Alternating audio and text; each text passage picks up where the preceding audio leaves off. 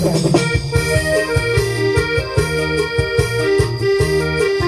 สวัสดีทุกคนเด้อ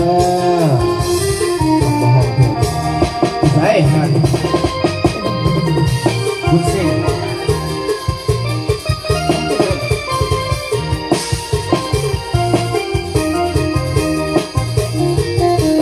ส่วนรักแท้เด้อสมคำเขาซาเลิกกันโอ้แขวงเดียวกันสวยงามประกาศนัดดาทำจังหวังเพียงมีชื่อเสียงตั้งแต่นานมาหากหอกหลอกทำรำตาสุบุราได้มาเที่ยวชมมีเพลงก็มามีขัวข้างไปมายิ่งทาทมหน้ากว้างสุดสายตาหน้าสมเห็นภูเขาคำงามเด่นเป็นเมียขวัญสาวแก้วอุดมหากใครได้ทรงสุดสมสักดาแถ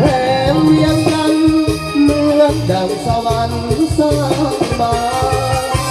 สุบุราผู้ใดได้มาที่นั่นถูกเขาควยสดสวยเหมือนแดนสวรรค์หัวดำหุ่นก็สวยลาวันหน้าเพื่อนนั้นก็สวยงามเด่นใครได้ไปมาจนออกมาตัวสุดใจความสีวิไลจะหาที่ใดใจงามกว่านี้น้ำใจสาวแขวงเวียงจันทร์ยิ้มให้กันสัมพันธ์ไมตรีหาใสจะมีอีกแล้วท่าน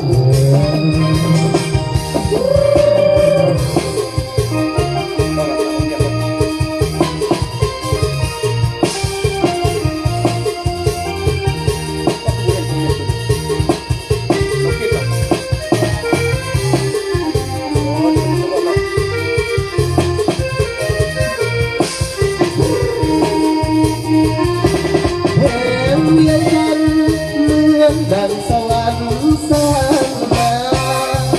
สุบุราผู้ใดได้มาที่นั่นภูเขาควยสดสวยเหมือนแดนสวรรค์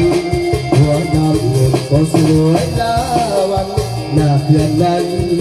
ก็สวยงามเลยใครได้ไปมาจนออกปากว่าความสีวิไลจะหาที่ใดใสงามกว่านี้น้ำใจสาวแขวงเวียงจันทร์ยิ้มให้กันสัมพันธ์ไมตรีหาใสจะมีอีกแล้วท่าน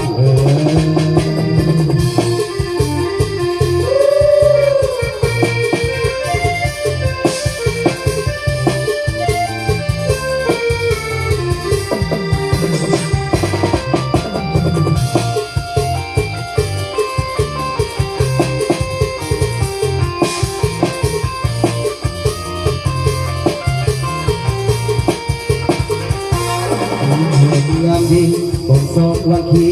ตั้งงามนักหนาอยากเมื่อได้มาพบน้องเจ้าตาหน้าผาเป็นหนึ่ง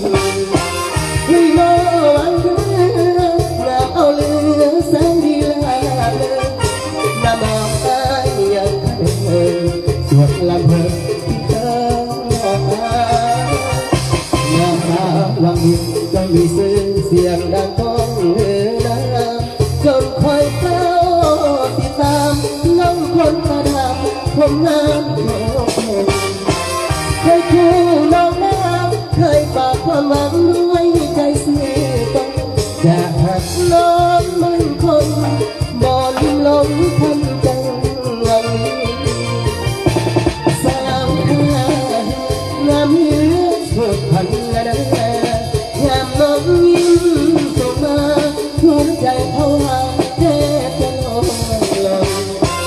หากอายไม่เป็นอยากสร้างเป็นคนน้องหน้ามนต์ยังแต่น้อง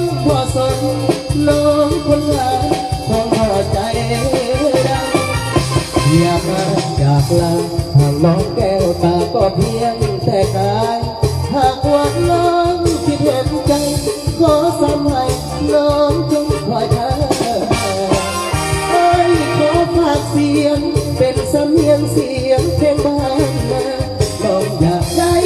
ลืมลางคิดถึงควันตาทุกลมหายใจ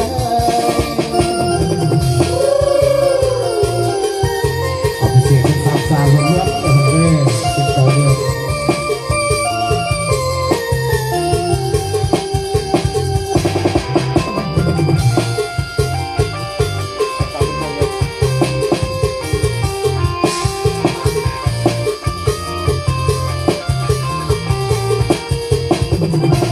สาวงามเยอะสุดทันละอยากลองยิ้มส่งมาหัวใจเพราะว่าแค่จะลองอยากอายนายเล่นอยากส่งเป็นความลงหน้ายังเป็นน้องพอสนน้องคนหาคงรอใจได้อยากอายจากลาหากน้องแก้วตาก็เพียงแต่กาหากวันน้องคิดเห็นใจขอสมัยน้องจงคอยเธอไอ้ขอฝากเสียงเป็นสำเนียงเสียงเพลงมนต์มาน้องอยากได้ลาคิดถึงคนตาทุกลมหายใจ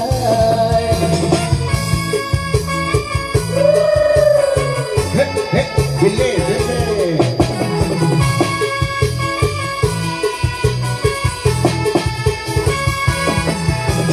เพียงครั้งหนึ่งที่ข้าได้เห็นสนใจบ่เว้นได้เห็นสาวเล่างามโสภาคงสร้างบุญมาจึงนำโยส่งถ้าเปรียบน้องแล้วดังคงน้องงามสูงส่งคงฟักหน้าสมเพียงครั้งหนึ่งที่ข้าได้ไปทราบถึงเพลงไทยเมื่อไทยของข้าซึ้งส่งอยากจะมาอยู่อยากเป็นรักคู่สังสุขที่ลมบุญอายสร้างมาบ่สมจึงลงโง่เพียงน้องคนงามโอ้น้ำใจสาวมุ่งคนโตสักน้ำเลิศแล้วสุดทนองอาจอ้อนวัฒนธรรมน้องสร้างบุญมาตั้งพลากุศลมากล้ำชาตินี้ยอมจึงงามตามสวยเลิศล้ำยิ่งกว่าจันทราเพียงครั้งหนึ่งบอกขอลืมเลยนับว่าอายคงได้หาความรักกรุณาหากน้องใครบอกขอใหญ่หักน้องเข้าฟ้าจะเสด็จบูชาโอ้น้องแก้วตาหักตาเธอเอ๋ย เฮ้เฮ้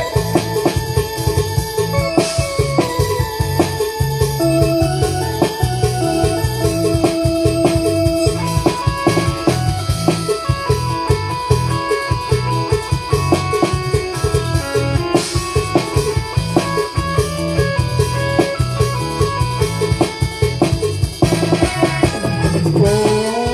น้ำใจสาวเมืองโพธิ์สักน้ำหมดแล้วสุดทรงองอาจอ้อนวัฒนธรรมลองสร้างมันมาทำพลา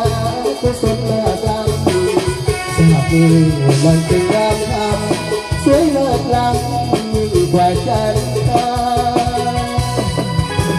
เพียงครั้งหนึ่งบอกขอลืมลงนับว่าอายคงได้หาความรักกรุณา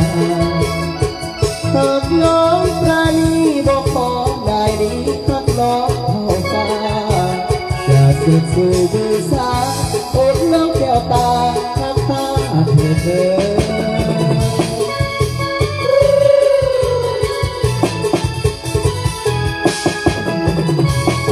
คนเราเมื่อนะ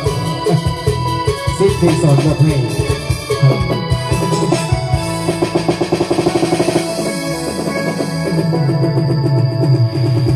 ทุกคนที่กำลังติดตามในตอนนี้เนาะก็ขอบใจทีสำหรับคอมเมนต์นะสำหรับที่เอามาเบิ่งก็จะเริ่มทักทายสบายดีนะ